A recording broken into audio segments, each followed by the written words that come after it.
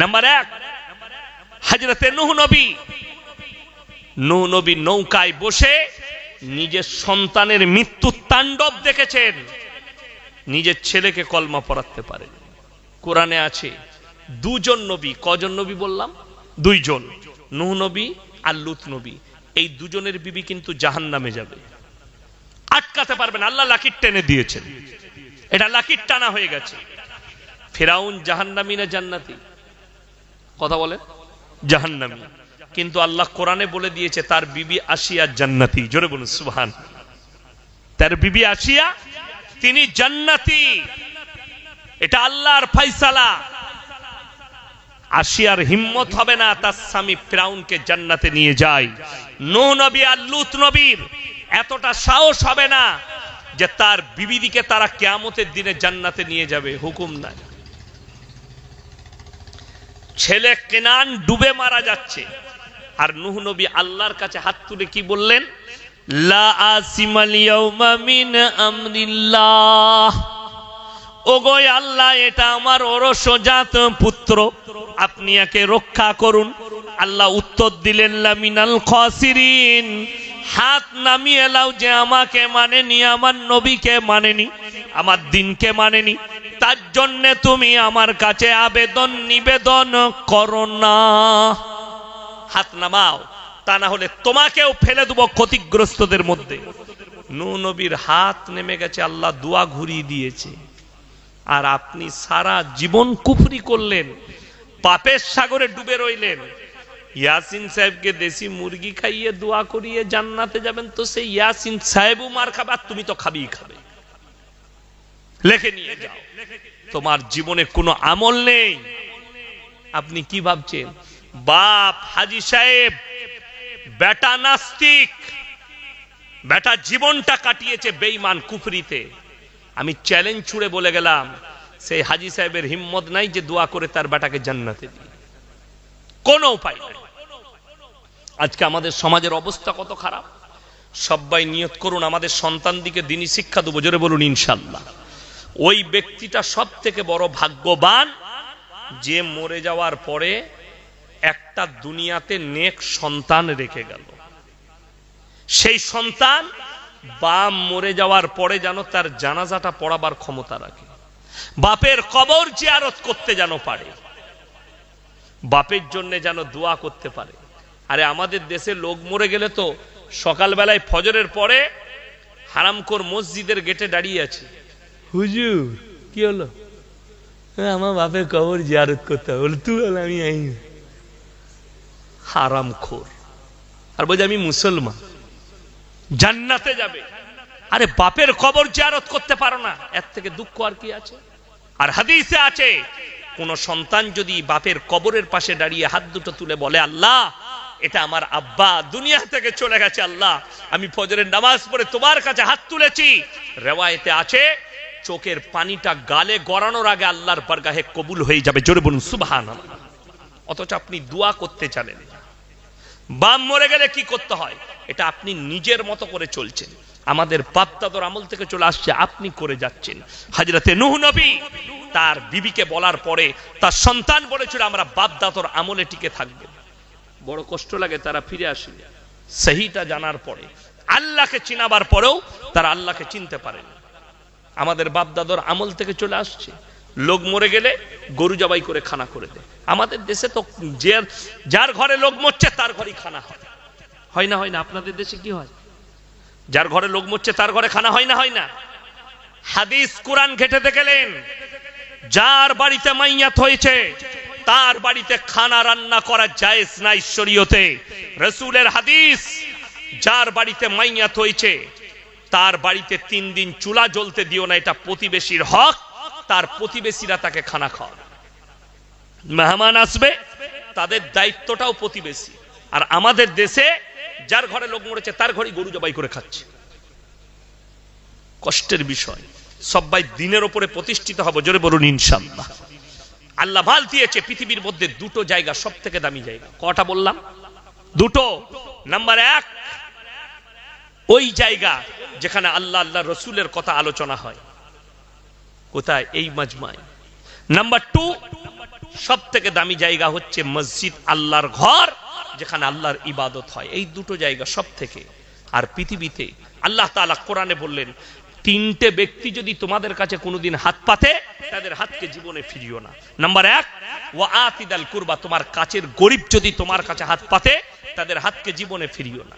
Number 2, ওয়াল ইয়াতামা ওয়াল মাসাকিন, এতিম আর মিসকিন যদি তোমাদের কাছে হাত পাতে, তাদের হাতকে ফিরিও না। ওয়াবনাস সাবিলি ওয়ালা তুবাদ্দির তাবদীরা, আর মুসাফির যদি তোমাদের কাছে হাত পাতে, তাদের হাতকে ফিরিও না। আপনি যদি এই তিনজন ব্যক্তি আপনার কাছে হাত পাতে, যদি 10 টাকা দিতে পারেন, আপনি মনে মনে ভাববেন, আল্লাহ আমাকে দেনেওয়ালা বানিয়েছো, আমাকে চাহনেওয়ালা বানাওনি। পরের আয়াতটা শুনেলেন, এটা মারাত্মক। ইন্নাল মুবাদ্দিরিন কানু ইখওয়ানাশ শায়াতিন ওয়া কানাশ শাইতানু লিরাব্বিহি কাফুরা। হে আমার বিশ্বনবী, পৃথিবীর মানুষকে বলো, যারা অপব্যয় করে তারা হচ্ছে শয়তানের ভাই। যারা অপব্যয়কারী তারা শয়তানের ভাই। অপব্যয় কি? আল্লাহ বিরোধী কাজে, রাসূল বিরোধী কাজে। আমি এই জলসা কমিটির শুকর আদায় করব এই যুবকদের। এরা গান বাজনা না করে, এরা ফাংশন না করে, এরা অন্য কিছু না করে একটা দ্বীনি মাজমা করেছে। এই মাজমা থেকে যদি একটা লোক যদি নামাজি হয়ে যায়, আজকের এই জলসাটা সার্থক হয়ে গেল।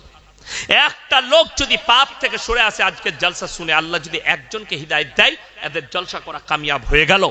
আমি প্রত্যেকটা কমিটির ছেলেকে বলবো, হে আমার যুবক ভাইয়েরা, কচিকাচারা, তোমরা নামাজ ছাড়ো না, আজ থেকে নামাজ পড়ো, তোমার জলসা করা কামিয়াব হয়ে যাবে। তোমরা নামাজি হও। ওই জন্য আপনাকে যে টাকা দিয়েছে অপব্যয় করতে পারবেন না। আল্লাহ বিরোধী কাজে, গান বাজনা, লোটো লটারি, আলকা, মদ, গাঁজা, গুটকা, এই জায়গায় খতম করতে পারবেন না টাকাটা। আপনার টাকা যেন আল্লাহর রাস্তায় খরচ হয়। রাসূল আকরাম সাল্লাল্লাহু আলাইহি সাল্লাম বলেন, যাকিরা, গচ্ছিত সম্পদ, যে টাকাটা আল্লাহর রাস্তায় খরচ করবে বান্দা, কিয়ামতের দিনে তারা পস্তাবে, আমি যদি আরো বেশি কিছু খরচ করতাম, আমার জন্য মঙ্গল হতো। ইসলামী শরীয়তে মেলা হচ্ছে হারাম। এই গ্রামে দোকান বসতে দিয়েছেন মেলা, এই জলসার থেকে গুনাহ বেশি হয়। জলসা করে হুজুর দিকে দিয়ে দোয়া করিয়ে যতটা নেকি করবেন, তার থেকে বেশি গুনাহ। গুনাহটা কোথায় হচ্ছে? ওই মেলাতে। ছেলে মেয়ে একসাথে। আর কোরআনে আছে, ইন্না শাইতানা লিল ইনসানি আদুউম মুবিন, শয়তান মানুষের প্রকাশ্য দুশমন। প্রকাশ্য। তারা সব সময় মানুষের পেছনে লেগে আছে। আপনি চাইবেন না আপনাকে জিনা করাবে। আমাদের ইসলামী শরীয়তে যেটা আছে মারাত্মক পাপ, আল্লাহ তাআলা নিষেধ করেছেন, ওয়ালা তাকরাবুজ জিনা ইন্নাহু কানা ফাহিশা ওয়া সাআ সাবিলা। ব্যভিচার করা অনেক দূরের কথা, যে রাস্তায় ব্যভিচার হয় সেই রাস্তার ধারে পাশে তোমরা যাতায়াত করবে না। আমরা মনে করি, সচরাচর মুসলিমরা ভাবে শুধু শারীরিক সম্পর্কটাই জিনা। এটা ভুল কথা। হাদিস কোরআনের জ্ঞান নেই আপনার। হাতের জিনা হয়, মুখের জিনা হয়, কানের জিনা হয়, পায়ের জিনা, নফসের জিনা, শারীরিক জিনা।